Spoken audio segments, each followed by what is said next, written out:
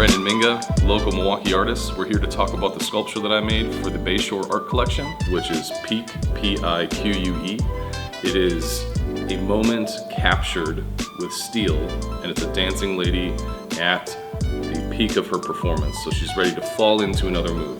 During the design build process of this sculpture, I had help from my friends, my very talented friends. We started out with a sketch, and then we developed a model. We took that model and put it into a program that got sliced up, and then we fed that stuff to the CNC, and you can see that shape right behind me. Then we took metal, hand bent it, torch bent it around that figure so that we could get the proper proportions and make sure that she was stunning.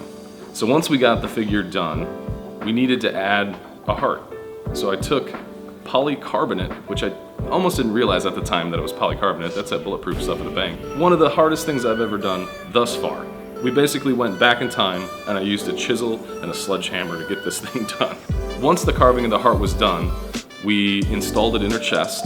Then we took the sculpture out the side door and installed it in the back of my truck so that we could drive it down the road to Bayshore. We definitely got some looks with a 10-foot lady in tow behind my truck as we went through the neighborhood, but we made it there. As you enter Bayshore, the sculpture is one of the first things you see. It's part of a larger art collection that Emma Daisy curated.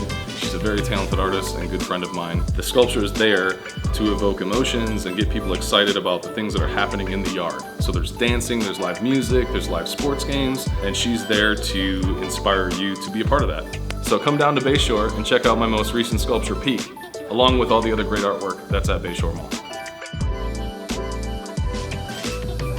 You won't be disappointed. We could throw that in there. Like,